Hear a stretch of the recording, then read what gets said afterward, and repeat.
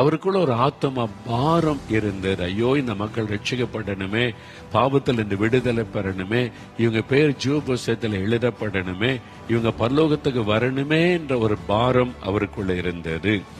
இந்த பாரம் நமக்கு இருக்குதா? யோசித்து பாருங்க. அதுதான் உண்மையான ஊழியம். அதுதான் இயேசுவை போல ஊழிய செய்வது. ஒரு ஆத்மா பாரம். அவர் அழிந்து கொண்டிருக்கிற ஆத்மாக்களுக்காக பரிதபிக்கிற ஒரு ஆண்டவர். உலகம் முழுவதையும் ஆண்டவருடைய வருகைக்கு ஆயத்தப்படுத்த போகிற ஒரு எழுப்புதல் அக்னி இந்தியாவிலே போடப்படுகிற காலம் வந்துவிட்டது. ஒரு பக்கம் எழுப்புதல் நடக்கும் பொழுது இன்னொரு பக்கம் உபத்திரவத்தை சந்தித்து தான் ஆக வேண்டும். அதற்கு மத்தியில எனக்காக நெருக்க ஆயத்தமா? அந்த எழுப்புதல் அக்னி அந்த அளவிற்கு மாற்றத்தை கொண்டு வந்தது. தமிழ்நாட்டில் இந்த மாற்றம் வரப்போகிறது. இந்தியாவில் இந்த மாற்றம் வரப்போகிறது.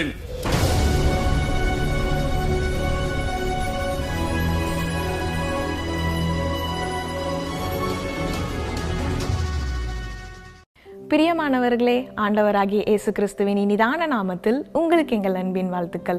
எழுப்புதல் அக்னி என்ற இந்நிகழ்ச்சியின் மூலம் உங்களை சந்திப்பதில் மிகுந்த மகிழ்ச்சி அடைகிறோம். எழுப்புதல் திட்டங்களை தேவன் சீஷர்களாகிய நம் மூலம் நிறைவேற்ற விரும்புகிறார். எனவே தேவன் நம்மிடத்தில் எதிர்பார்க்கிற காரியம் என்ன தெரியுமா? நாம் ஆத்தும பாரத்தோடு செயல்பட வேண்டும். இயேசு கிறிஸ்து இப்பூமியில் உலாவின நாட்களில் கிராமங்கள் தோறும் பட்டணங்கள் தோறும் ஆத்தும பாரத்தோடு ஊழியம் செய்தார். அதே போல் இயேசு கிறிஸ்துவிடம் விடாப்பிடியாய் ஜெபித்து நாமும் ஆத்தும பாரம் உள்ளவர்களாய் செயல்படுவோம். எழுப்புதலில் தேவன் உங்களை வல்லமையாய் பயன்படுத்துவார். இப்பொழுதும் சகோதரர் மோகன்சி லாசரஸ் அவர்கள் எழுப்புதல் செய்தியை பகிர்ந்து கொண்டு உங்களுக்காக ஜெபிப்பார்கள்.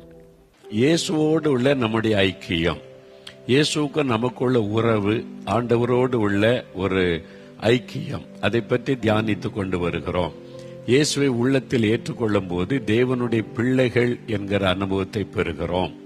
பரிசுத்தாவினால் நிரப்பப்பட்டு ஆவியினாலே வழி நடத்தப்படும் போது தேவனுடைய புத்திரர்கள் என்கிற அனுபவத்தை நம்ம பெறுகிறோம். இயேசுவின் அடிச்சுவட்டில் நடக்க நம்ம அர்ப்பணிக்கும் போது அவருடைய சீஷர்கள் என்கிற அனுபவத்தை பெறுகிறோம். சீஷர்கள் என்றால் யார்? தன்னைத்தான் வெறுத்து சிலுவை எடுத்துக்கொண்டு இயேசுவை பின்பற்றுகிறவர்கள். இயேசு வாழ்ந்தபடி வாழுவது, இயேசு நடந்தபடி நடப்பது. அப்ப இயேசுடைய வாழ்க்கையை கவனிச்சு பார்த்து அவர் எப்படி நடந்து கொண்டார் என்பதை அறிந்தால்தான் நாமும் அப்படி நடக்க அர்ப்பணிக்க முடியும். இயேசுக்குள்ளே ஒரு ஆத்மா பாரம் இருந்தது. ஆத்மாக்களை குறித்த கரிசனையும் பாரமும் உள்ளவராக இந்த உலகத்திலே ஊழியம் செய்தார். இயேசுவை போல ஆத்ம பாரம் நமக்கு அவசியம்.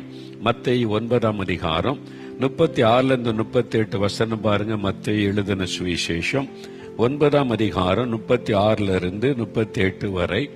இயேசு திரளான ஜனங்களை கண்ட பொழுது அவர்கள் மெய்ப்பெனில்லாத ஆடுகளைப் போல தொய்ந்து போனவர்களும் சிதறப்பட்டவர்களுமாக இருந்தபடியால் அவர்கள் மேல் மனது உருகி தம்முடைய சீஷர்களை நோக்கி, அறுப்பு மிகுதி, வேலையாட்களோ கொஞ்சம்.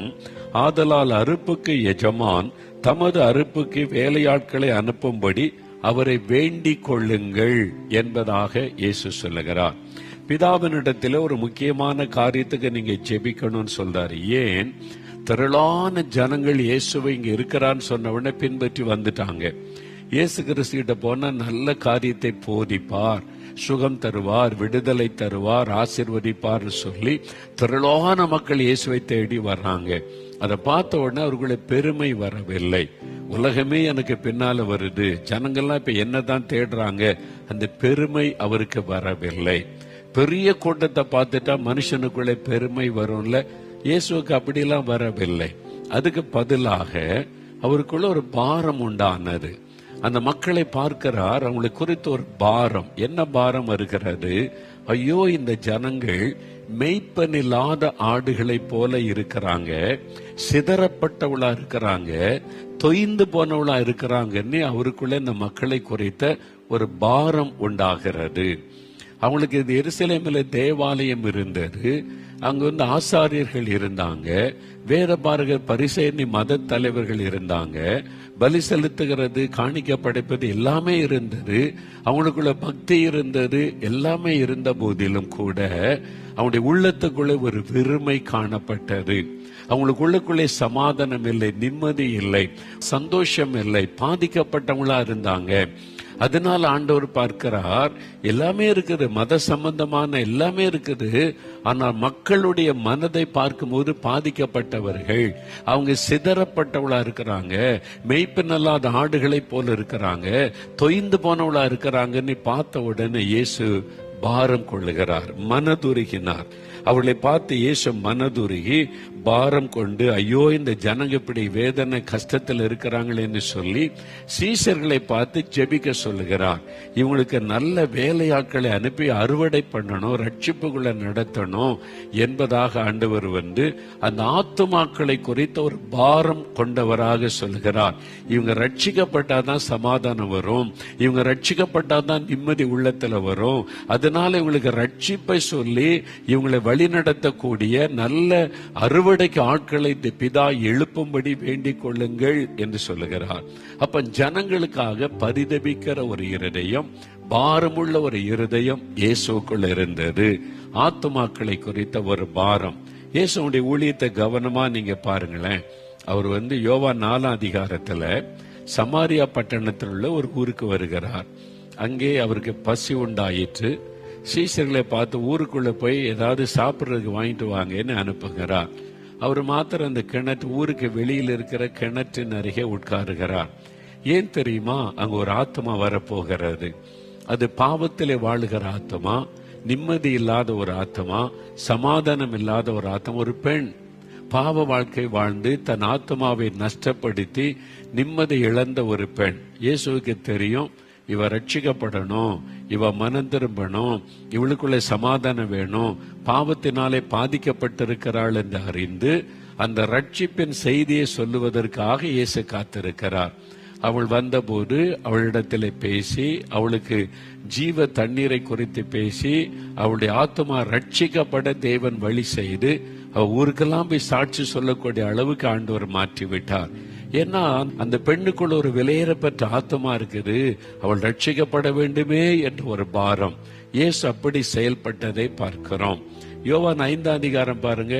இயேசு பெதசா குளத்தின் அருகே படுத்திருக்கிற ஒரு மனுஷனை தேடி போகிறார். அவன் 38 வருஷ வியாதி கொண்டவன். இயேசு அவனுக்காக பரிதபித்து அவனோடு பேசுகிறார்.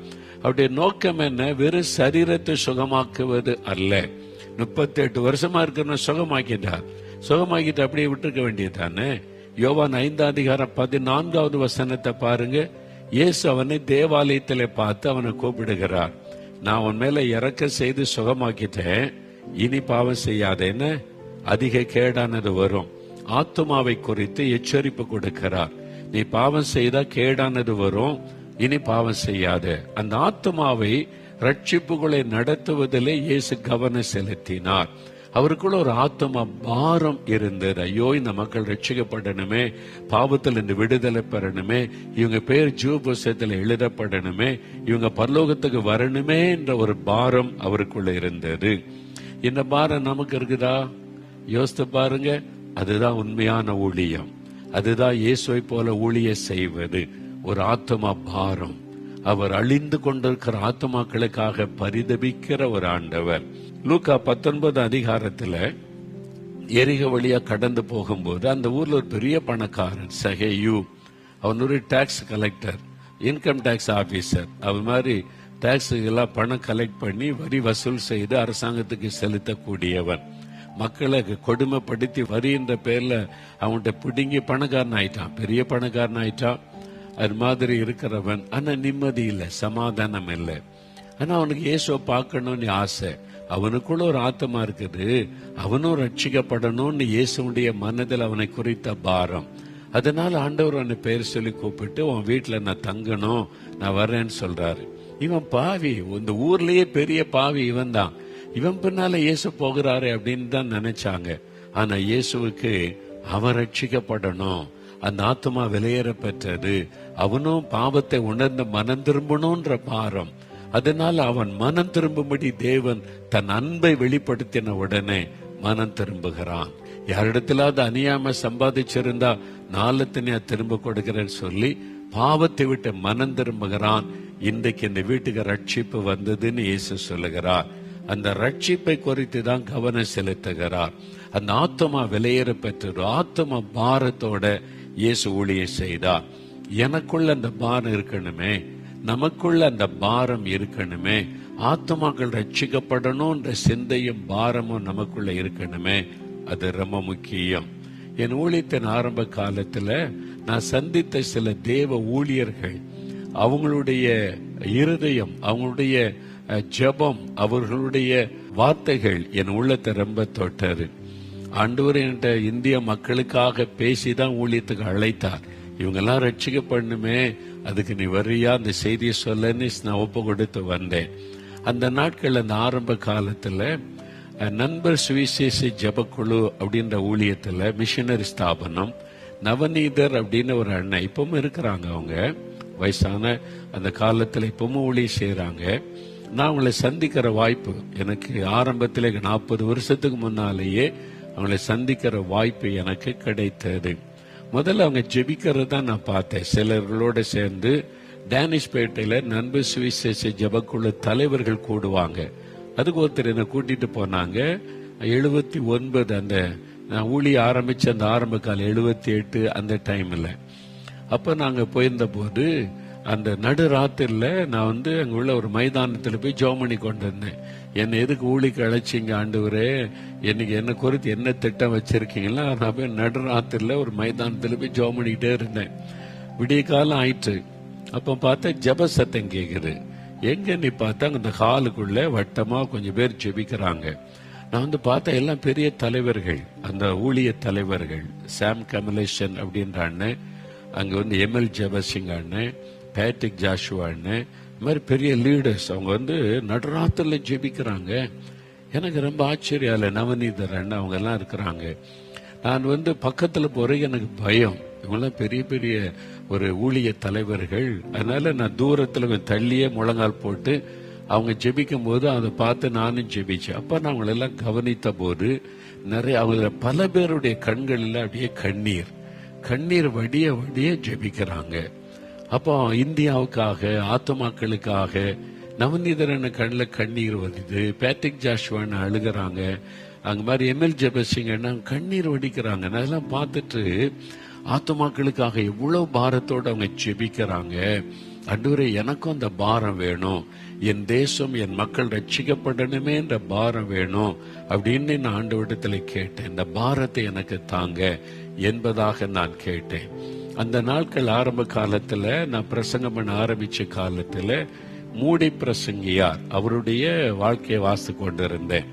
ஏன்னா அதை வாசித்த போது மூடி பிரசங்கியார் பெரிய கூட்டம் வருமா. அவர் அமெரிக்காவையும் ஐரோப்பாவையும் அசைத்த ஒரு மனிதன்னு சொல்றாங்க. எழுப்போது ஒரு காலத்துல திரள் கூட்ட மக்கள் வருவாங்க. அவர் எவ்வளவு ஜனங்க வர்றாங்க, பெரிய கூட்டம் வந்துட்டுன்னு சந்தோஷப்பட மாட்டாராம். எவ்வளவு பேர் மனம் திரும்புறாங்க.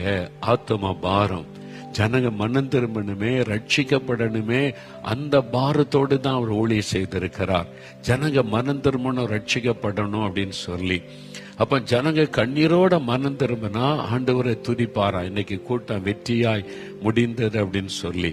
ஜனங்க மனம் திரும்பாட்டா இன்னைக்கு கூட்டத்துல இன்னைக்கு ஜெயம் இல்லைன்னு துக்கப்படுவாராம். அப்ப ஜனங்க கண்ணீரோட மனம் திரும்புறாங்களான்னு பாப்பாராம். அதை வாசித்துட்டு நானும் அந்த புஸ்தகத்தை வாசித்துட்டு முழங்கால் போட்டு ஜெபிக்கிற ஆண்டவரே, நான் போய் பிரசங்கம் பண்ற இடத்துல ஜனங்க கண்ணீரோட மனம் திரும்பணும், ஆத்மா ரட்சிக்கப்படணும், எனக்கும் அந்த பாரம் கொடுங்க, எனக்கும் அந்த மாதிரி அனுபவம் தாங்க அப்படின்னு ஜெபம் பண்ணேன். அப்போ நான் ஜெபிக்கும் போது ஆண்டவர் பேசினார், நீ உன் பிரசங்கத்தை கேட்டு ஜனங்கள் கண்ணீரோட மனம் திரும்பணுமானா நீ ஒரு காரியம் செய்யணும்னார். என்ன செய்யணும் ஆண்டவர், என்ன செஞ்சா அது நடக்கும்?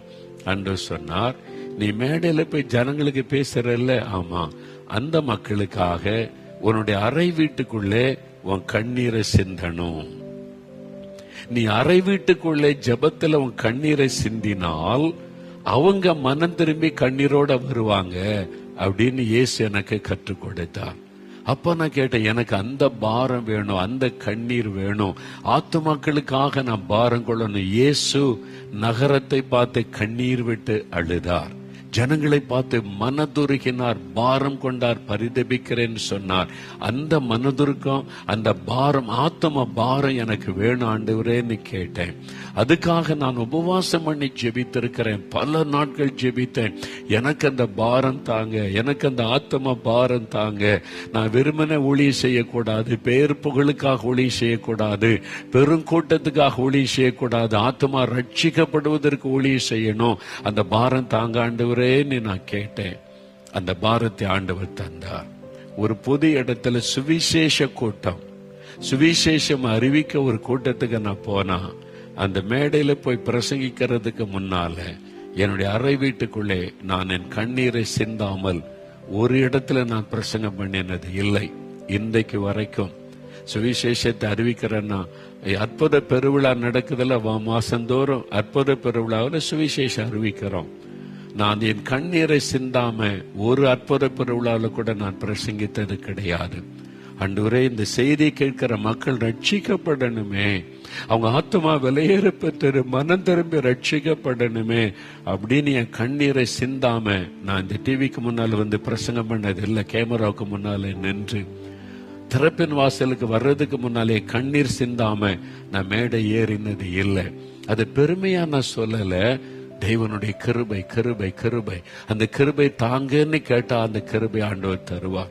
ஆண்டவர் அந்த பாரத்தை எனக்கு தாங்க, ஆத்ம பாரத்தை தாங்க அப்படின்னு கேளுங்க. ஒரு ஆத்மாவுக்கு கண்ணீர் வடிக்காம நீங்க ஸ்டேஜில் ஏறாதங்க.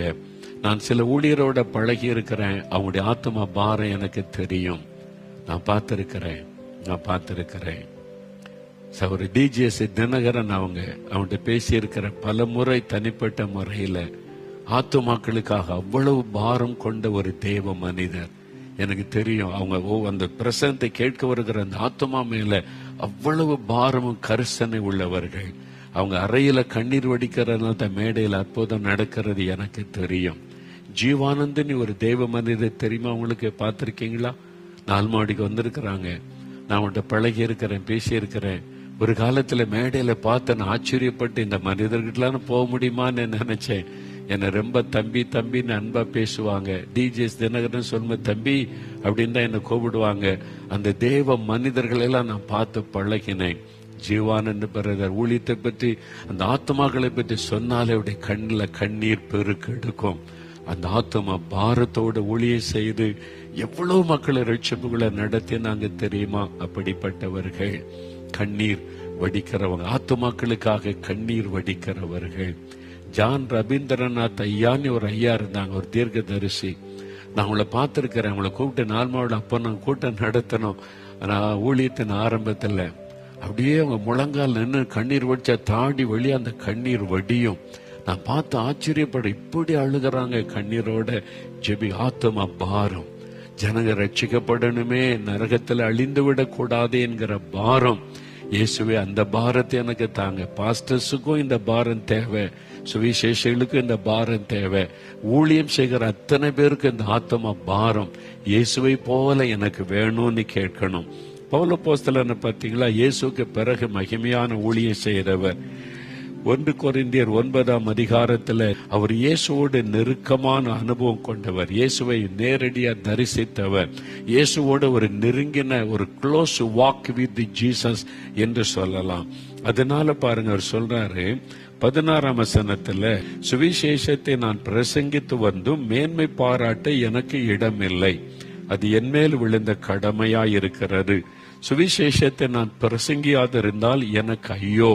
அப்படின்னா என்ன தெரியுமா? ஐயோன்னா சாபம் அப்படின்னு அர்த்தம். ஐயோ அவ்வளவுதான் அப்படின்ற மாதிரி. நான் சுவிசேஷத்தை அறிவிக்காதிருந்தால், ஆத்துமாக்கள் ரட்சிக்கப்பட நான் சுவிசேஷத்தை அறிவிக்கணும், அதை செய்யாட்டா நான் ஒரு சபிக்கப்பட்டவன்னு சொல்றார். இயேசுவை அறிந்தவர்கள் அந்த ஆத்தும பாரத்தோடு மற்றவங்களுக்கு சொல்லாவிட்டால் அதுவே ஒரு சாபமாகிவிடும். அதனால்தான் நம்ம எல்லாருமே சுவிசேஷத்தை அறிவிக்கணும், ஆத்ம பாரத்தோடு அறிவிக்கணும். அவர் சொல்லுகிறார் 19ஆம் வசனத்துல, நான் ஒருவருக்கும் அடிமைப்படாதவனாய் இருந்தும் நான் அதிக ஜனங்களை ஆதாயப்படுத்திக் கொள்ளும்படி, ஆத்துமாக்களை ஆதாயம் பண்ணும்படி என்னைத்தானே எல்லாருக்கும் அடிமையாக்கினேன் என்பதாய் சொல்லுகிறார். எல்லாருக்கும் நான் அடிமையாக்கினேன். 22ஆம் வசனத்தின் பின்பகுதியில எப்படியாகிலும் சிலரை ரட்சிக்கும்படிக்கு நான் எல்லாருக்கும் எல்லாமானேன். எவ்வளவு பாரம் பார்த்தீங்களா? ஆத்துமாக்கள் ரட்சிக்கப்படணும், எப்படியாவது சிலரை ரட்சிப்புகளை நடத்திடணும் என்பதற்கு நான் எல்லாருக்கும் எல்லாமானேன். ஆத்தும பாரம் நமக்குள்ள இருக்கணும். ஆண்டவரே, இந்த ஆத்மா ரட்சிக்கப்படணுமே, இங்க தெருவில் உள்ளவங்களா ரட்சிக்கப்படணுமே, இயேசுவை போல ஆத்மா பாரம் எனக்கு தாங்க அப்படின்னு நம்ம கேட்கணும். இந்த ஆத்மா பாரம் நமக்கு வேணும். மத்தேயு 11ஆம் அதிகாரம் 29வது வசனம் எடுங்க. மத்தேயு 11ஆம் அதிகாரம் 29வது வசனத்துல இயேசு ஒரு காரியத்தை சொல்லுகிறார் பாருங்க. நான் சாந்தமும் மனத்தாழ்மையுமாய் இருக்கிறேன், என் நுகத்தை உங்கள் மேல் ஏற்றுக்கொண்டு என்னிடத்திலே கற்றுக்கொள்ளுங்கள், அப்பொழுது உங்கள் ஆத்துமாக்களுக்கு இளைப்பாறுதல் கிடைக்கும்.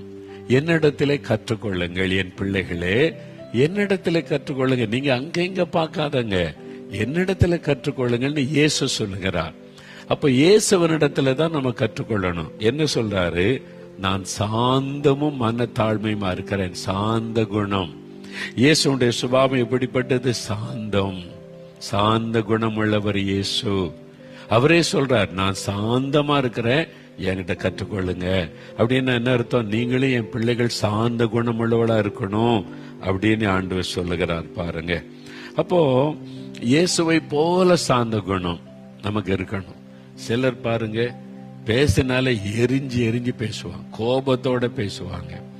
சிலர் சொல்ல, ஒரு சகோதரி சொல்ல, என் கணவர் ஒரு நாள் சாந்தமா பேசினதே கிடையாது, என்கிட்ட பேசினா கோபமாவே பேசுறாரு, பிள்ளைகிட்ட பேசினால் கோபமா அப்போ அப்படின்னு பல்ல கடிச்சுக்கிட்டு பேசுறாரு. சில மனைவிமார் கூட புருஷங்கிட்ட சாந்தமா பேசுறது இல்லை, கோபமா, பதிலெல்லாம் கோபமா தான் வரும். இயேசு கிட்ட கற்றுக்கொள்ளணும் சாந்த குணம், நமக்கு ரொம்ப அவசியம். யோவான் 8ஆம் அதிகாரம் 3-11 வரைக்கும் நீ வாசித்தீங்கன்னா, இயேசு கிறிஸ்துவண்டை ஒரு விபச்சார ஸ்திரிய மத தலைவர்கள் கூட்டிட்டு வர்றாங்க. கையங்களோமா நாங்க பிடிச்சிட்டோம், விபச்சாரம் செய்தா நாங்க பிடிச்சிட்டோம், மோசே நமக்கு நியாயப்பிரமாணத்தில் கல் அடிச்சு கொல்லணும்னு சொல்லி இருக்காரு, எல்லாம் கல் எடுத்துட்டு வந்துட்டாங்க, கொல்லணும், நீங்க என்ன சொல்றீங்க ஆண்டவரே, இயேசுவை நீங்க என்ன சொல்றீங்க அப்படின்னு கேக்குறாங்க. சத்தம் போட்டுக்கிட்டே இருக்காங்க, வற்புறுத்துறாங்க. இயேசு அமைதியா இருக்கிறார். அவங்க இயேசுவை குற்றப்படுத்தணும் என்பதற்காக அவளை கூட்டிட்டு வந்திருக்காங்க. விபச்சாரம் செய்து ஆண் பெண் 2 பேரும் சம்பந்தப்பட்டது. ஆணை விட்டு தாங்க, பெண்ணை மட்டும் கூட்டிட்டு வந்திருக்கிறாங்க. அப்ப ஆணையெல்லாம் பிடிச்சிட்டு வந்திருக்கணும், இவங்க கையங்குளமா பிடிச்சேன்னு சொல்றாங்க. இந்த மத தலைவர்கள் ஏமாத்துறவங்க, சும்மா அடுத்த ஆளை குற்றம் சொல்லிக்கிட்டே இருக்கணும், இவன் ஏமாத்துற ஆளு. அது மாதிரி இயேசுவை குற்றம் சொல்லணும் கூட்டிட்டு வர்றாங்க, அவரை குற்றப்படுத்தணும், அதனால தூண்டுறாங்க அவரை. நீங்க வந்து என்ன சொல்றீங்க, கல் எடுத்து கொல்லணும் கொல்லணும் அப்படின்னா, இயேசு அப்படி சொல்லிட்டா இவர் அன்பானவர் கிடையாது, பாவிகளை நேசிக்கிறவர் கிடையாது அப்படின்னு ஆயிரும்ல. இயேசுவை எப்படியாவது குற்றப்படுத்தணும், கோபப்படுத்தணும்னு சொல்லி கோபப்படுத்துறாங்க அவர் குற்றம் சொல்லி. இயேசு அவர் கோபப்படுத்துறது இயேசுக்கே தெரியும். அவர் கோபத்துல என்ன பண்ணிருக்கலாம், நீ ஓகேமாடா, நீ வந்து கூட்டிட்டு வந்திருக்க அப்படி பேசி இருக்கலாம். இயேசு அப்படி பேசல, பொறுமையா இருக்கிறார், சாந்தமா இருக்கிறார்.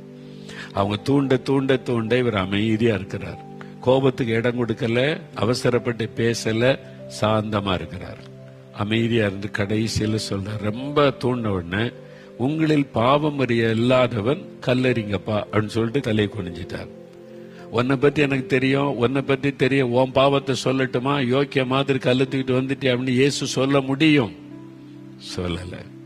கோபத்துல அவர் பேசியிருந்தா ஒருத்தனை நின்று இருக்க முடியாது, அப்படி பேசல. ஏன்னா இவரை கோபப்படுத்தணும், இவரை பாவம் செய்ய வைக்கணும் தான் அவன் வந்திருக்கிறான். அவ்வளவு பேரும் இயேசு அமைதிய சாந்தமா, உங்களில் பாவம் இல்லாதவன் முதலாவது கல்லை எறிங்கப்பா அப்படின்னு சொல்லிட்டு கொனிஞ்சிட்டார் அமைதியா. அவன்லாம் இருதயத்துல குத்தப்பட்டு எல்லாரும் போயிட்டாங்க. ஆண்டவர் கேட்டார், பெண்ணே ஒருத்தர் உன் மேல கல்லெறி இல்லையா அப்படின்னு கேட்டா, இல்ல ஆண்டவர் எல்லாரும் போயிட்டாங்க. இயேசு சொன்னார், நானும் உன்னை குற்றப்படுத்த மாட்டேன், நீ போ மகளே, இனி பாவம் செய்யாத. என்ன எவ்வளவு அன்பா சாந்தமா பேசுறார் பாத்தீங்களா இயேசு. நம்ம அவர்கிட்ட கற்றுக்கொள்ளணும். உங்க மாமியாரு நீங்க கோபப்படுற மாதிரியே பேசுவாங்க. நீங்க கிச்சன்ல வேலை செய்வீங்க, அவங்க உட்காந்து பேப்பர் வாசிக்கிட்டு அவங்க அப்படியே ஜாட பேசுவாங்க. எதுக்கு தெரியுமா? உங்களை தூண்டணும், உங்களை கோபத்தை உண்டாக்கணும், அவங்க மகனுக்கும் உங்களுக்கும் பிரச்சனை உண்டாக்கணும். அப்படி ஆள் இருப்பாங்க வீட்டுக்குள்ள. நீங்க என்ன பண்ணணும்? சாந்தமா இருக்கணும், கோபத்துக்கு இடம் கொடுத்துடக்கூடாது. உங்க கோபத்தை தூண்டுற மாதிரி வீட்டுக்குள்ள நடக்கும். மருமகள் உங்க கோபத்தை தூண்டுற மாதிரி ஜாடைய பேசுவாங்க. சில சமயம் கணவர் பேசுவார், சில மனைவி பேசுவாங்க, பிள்ளைகள் பேசிடுவாங்க. யாரோ ஒருத்தர் ஊழிய செய்யற இடத்துல, வேலை செய்யற இடத்துல உங்களை மேல் அதிகாரி உங்களுடைய கோபப்படுத்திடணும் என்று சொல்லி நீங்க சாந்தமா இருக்க பழகணும்.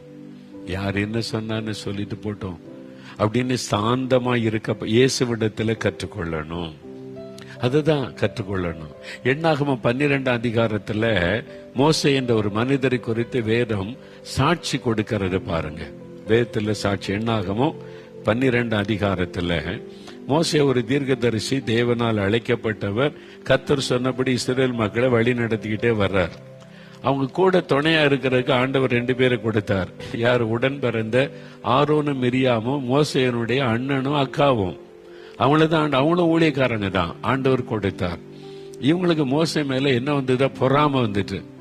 மோசையை தான் ஜனங்கள் எல்லாம் கொண்டாடுறாங்க, எல்லாம் கர்த்தர் மோசே கிட்ட தான் பேசுறாருன்றாங்க. மக்கள் எல்லாம் அவனை புகழ்ந்த உடனே சொந்த சகோதரன் சகோதரிக்கு உடன் ஊழியக்காரர்களுக்கு பொறாம வந்துட்டு, அதனால மோசையை குற்றப்படுத்தணும்னு குற்றப்படுத்துறாங்க. மனைவியை குறித்து குற்றப்படுத்துறாங்க. அவர் எத்தியோப்பியா தேசத்து ஸ்திரியை விவாகம் பண்ணதுனால இது சரியா அப்படி ஒண்ணு பேசி, உன்கிட்ட தான் கர்த்தர் பேசினாரா, எங்கிட்ட பேசலையா, நீ என்ன அப்படின்னு மோசே அப்படி ஒண்ணு சொல்லல. என்கிட்ட தான் கர்த்தர் பேசுறார், நான் தான் அப்படின்னு மோசே சொல்லல. இவங்களா நினைச்சிட்டு பேசுறாங்க. என்ன பொறாம.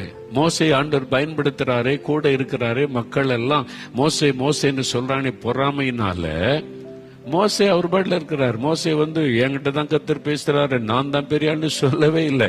இவங்களா பேசி எடுத்து கட்டி மோசே குற்றப்படுத்துறாங்க. அப்போ மோசே என்ன செஞ்சாரு பாருங்க? அமைதியா இருந்தார், பதிலே சொல்லல. அதனால ஆண்டவர் சொல்றார், பூமியில் உள்ள சகல மனுஷரிலும் மோசையானவன் மிகுந்த சாந்த குணமுள்ளவனாயிருந்தான். 3ஆம் வசனம் சொல்லுது. எல்லா ஜனங்களிலும் ரொம்ப மிகுந்த சாந்த குணம் உள்ளவன் மோசே. வேத சாட்சிகள். மோசே பேசவே இல்லை, பதிலே சொல்லல. அதனால்தான் பாருங்க, இந்த யூடியூப்ல நிறைய பேர் என்னென்னோ போடுறான், பேசுறான்றாங்க.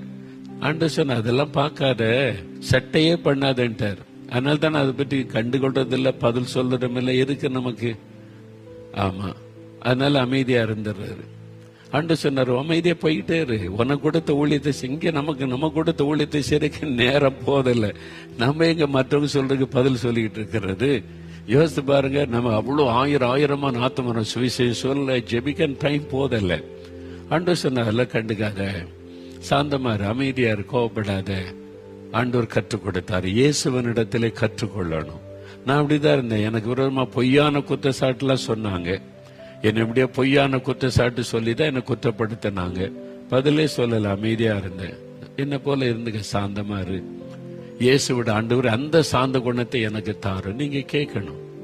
எல்லாருக்குமே தேவை. ஒரு வீடு ஒரு அமைதி சமாதானமா இருக்கணும்னா மனைவிக்கு சாந்த குணம் இருக்கணும், கணவருக்கு சாந்த குணம் இருக்கணும், பிள்ளைகளுக்கு எல்லாருக்குமே இருக்கணும் சாந்த குணம். அது ஒரு ரொம்ப முக்கியமான ஒரு நல்ல ஒரு ஆசீர்வாதமான குணம்.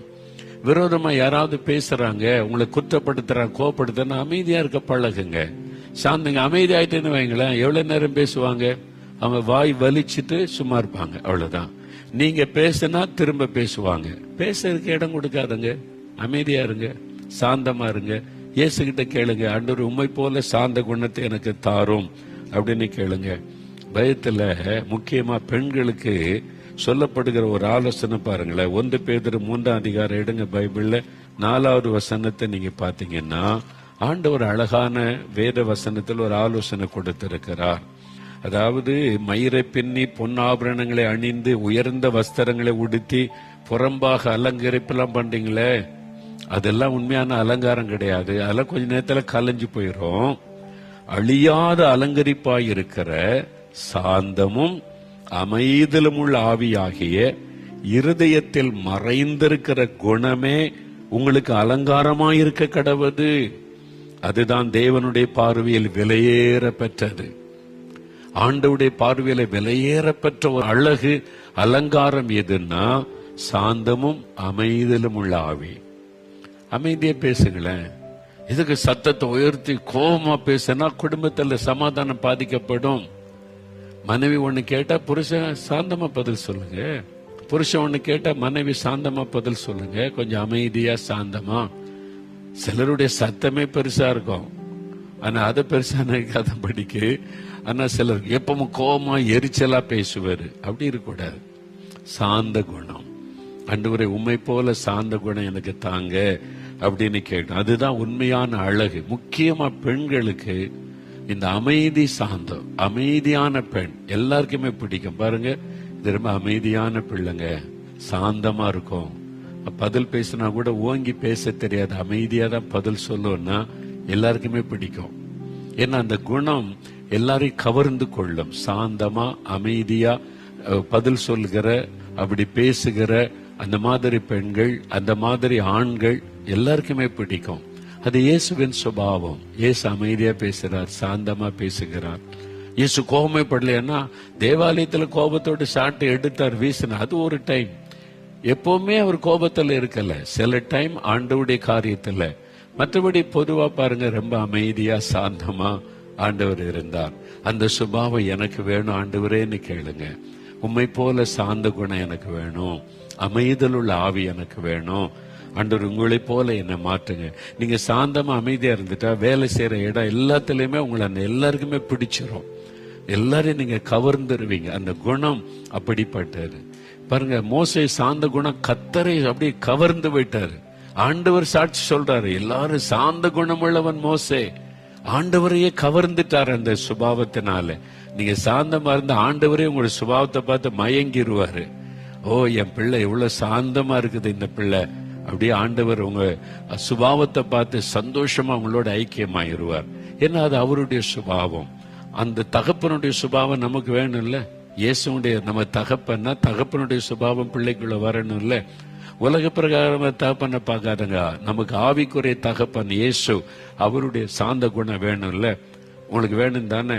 கோவப்படுறீங்கல்ல, என் தப்புன்னு தெரியுது, இன்னைக்கு செபிக்கணும். எத்தனை பேருக்கு இந்த சாந்த குணம் வேணும் விரும்புறீங்க? இருதயத்துல கை வைங்க.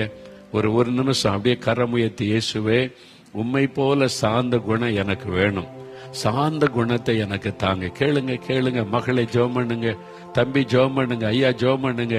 வயசான காலத்துல கூட சாந்தம் இல்லாம இருக்கிறீங்களே, கோபப்பட்டு பேசி குடும்ப சமாதானம் எல்லாம் பாதிக்கப்படுது. ஆண்டவரே சாந்த குணத்தை எனக்கு தாங்க. இயேசுவை போல நான் சாந்தமா இருக்கணும். சாந்தமான ஒரு குணம், சாந்தமான சுபாவம் எனக்கு வேணும். ஆண்டவரே இந்த அழியாத அலங்கரிப்பாயிருக்கிற இருதயத்தில் மறைந்திருக்கிற சாந்த குணத்தை எனக்கு தாங்க.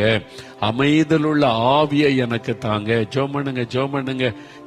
கருத்தா தகப்பனே, இந்த மகள் ஜெபிக்கிறாங்க, இந்த மகன் ஜெபிக்கிறாங்க, இந்த தாய் தகப்பன் எல்லாரும் ஜெபிக்கிறாங்க, குட்டி பிள்ளைகள் கூட ஜெபிக்கிறாங்க. எனக்கு இயேசுவை போல சாந்த குணம் வேணும். நீ ஆண்டவரே அந்த சாந்த குணத்தை கொடுங்க. பரிசுத்த ஆவியானவர் அந்த சாந்த குணத்தை எல்லாருக்குள்ளும் கொடுங்க. அந்த எங்கள் தகப்பனாகிய இயேசுவின் சாந்த குணம் எங்களுக்குள்ள வரட்டும், எனக்குள்ளே வரட்டும்.